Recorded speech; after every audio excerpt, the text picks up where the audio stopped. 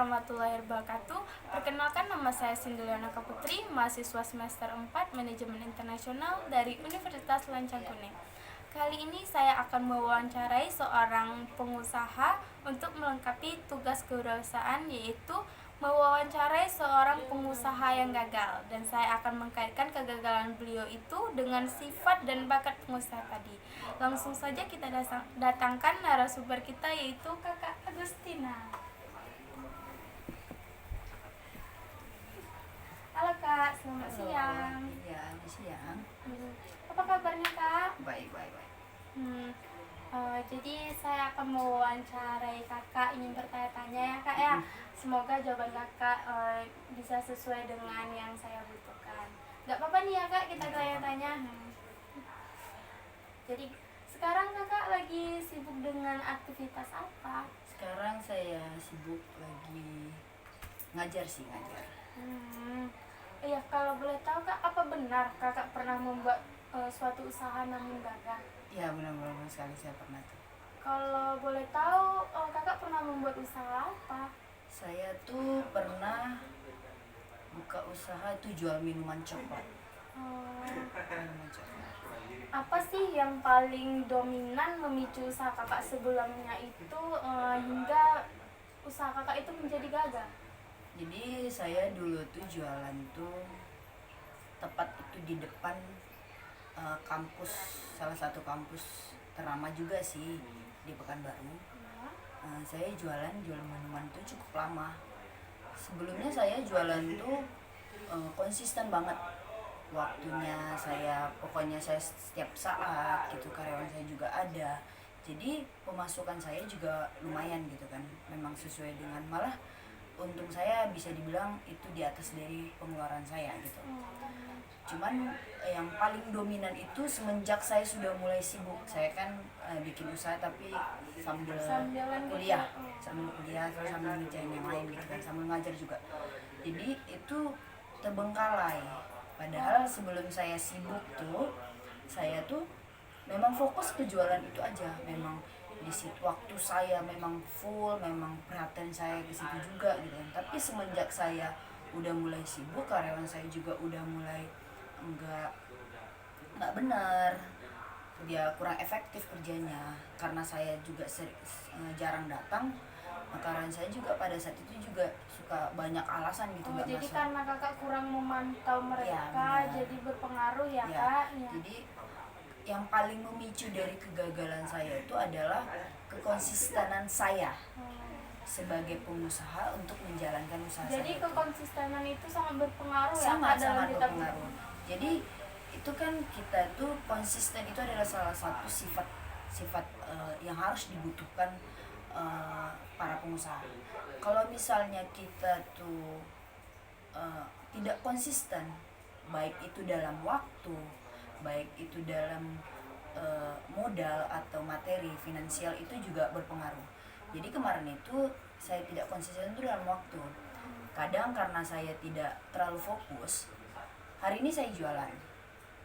Kalau misalnya saya lagi sibuk, besok itu udah nggak jualan.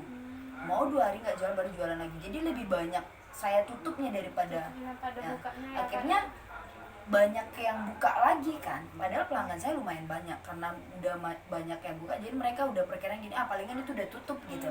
Jadi akhirnya yang membuat saya gagal itu sudah tidak ada lagi yang pelanggan saya yang datang, dan akhirnya pemasukan saya pun sudah tidak bisa lagi untuk dijadikan modal atau dibalik lagi untuk jadi modal. Akhirnya saya mau nggak mau, ini udah nggak benar, karena saya juga udah mulai sibuk. Akhirnya saya udah mau nggak mau udah harus menutup saja usaha itu ya Kak. Lebih fokus ke yang lain gitu. Yang lain, ya.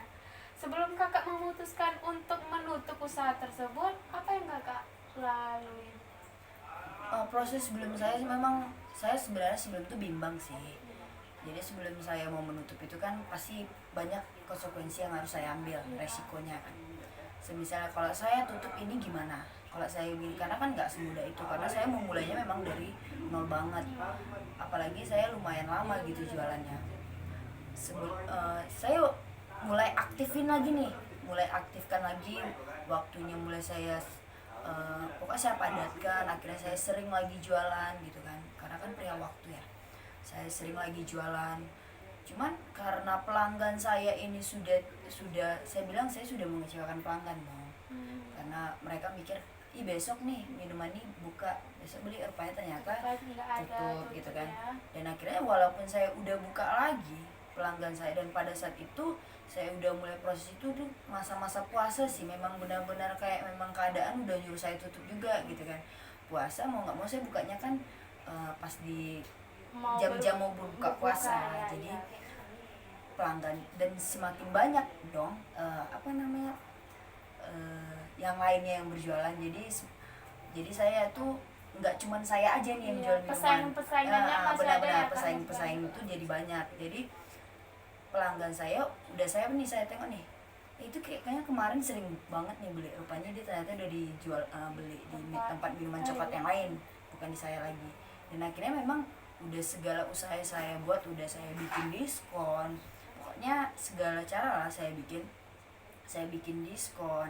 Kalau misalnya beli sekian nanti dapat sekian, terus toppingnya udah gratis. Tadinya kan saya jualan satu cup tuh itu di luar topping 10.000, tapi ini udah pakai topping lengkap, paket komplit itu 10.000 juga. Cuman memang mereka udah nggak datang lagi. Terus akhirnya memang saya kan memang basic saya juga mahasiswa pernah gitu kan waktu saya jualan. Jadi saya tanya nih sama pelanggan, kenapa sih? Terus mereka bilang, nanti di PHP-in lagi kak, katanya gitu, karena kemarin lagi minumnya udah enak-enak, udah ketagihan, terus udah lagi tinggalin katanya gitu kan. Jadi bahasa anak sekarang gitu lah. Jadi akhirnya ya itu prosesnya sih, banyak sih memang saya udah coba bikin perubahan untuk kayak membangkitkan usaha, tapi kayaknya memang udah keadaan tuh udah nyuruh saya harus tutup gitu. Kakak mau mulai usaha itu memang dari kakaknya sendiri, mulai dari nol, atau melanjutkan usaha keluarga? Itu sih sebenarnya enggak, karena kan kalau dibilang dari saya sendiri tidak, cuman keadaannya memang, karena memang saya juga bisa dibilang kalau orang zaman dulu bilang tangan saya ini dingin, jadi buat apa aja itu bisa enak gitu kan, mau masak atau gimana. Jadi pada saat itu peluangnya ke minuman. Jadi saya pernah kayak buat coba-coba nih bikin minuman, terus saya suruh teman-teman saya coba-cobain. Ini enak nih Tin, ini rasanya sama tahu sama mocha float yang ada di KFC, dia bilang gitu.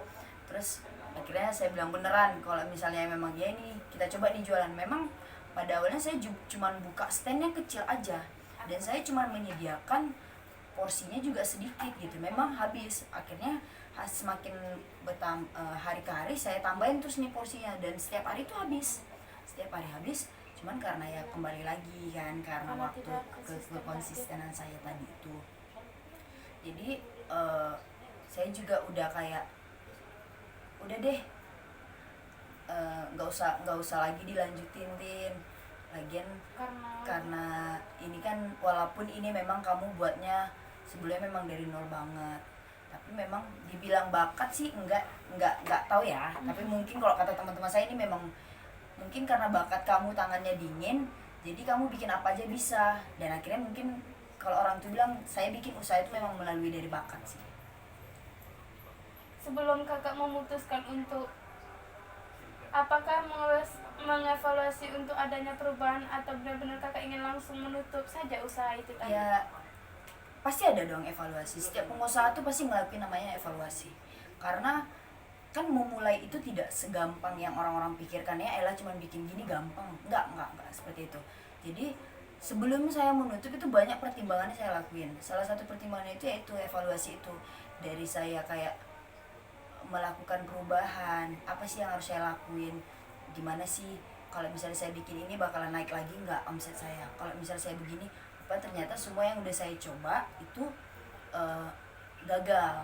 Dan evaluasi saya, oh berarti ini memang segala cara udah saya buat, dan saya menarik kesimpulan, dan kalau ini udah nggak bisa dilanjutin. Memang udah enggak, karena pesaing juga kan udah banyak.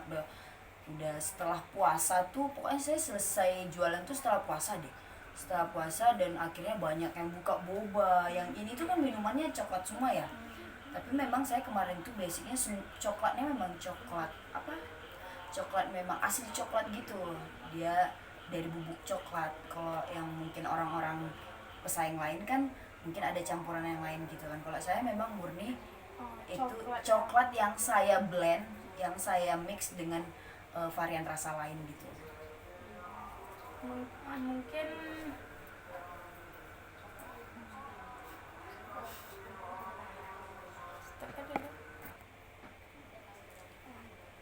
berarti banyak banget ya kak pertimbangan kakak dari awal kakak memulai usaha hingga mengakhirinya. Iya benar, banyak banget proses yang saya lalui dari saya mulai mengawali usaha saya sampai akhirnya saya memutuskan untuk menutup usaha saya, banyak banget sih. Oke kak. Makasih, mungkin itu aja yang ingin saya tanyakan sama kakak.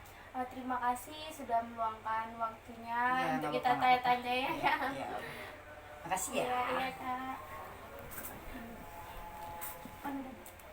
Jadi saya selaku pewawancara dapat menarik kesimpulan karena sifat beliau yang tidak konsisten dalam menjalankan usahanya, akhirnya bakat yang dia punya sebagai pembuat minuman tidak bisa terus-menerus berlanjut untuk direalisasikan.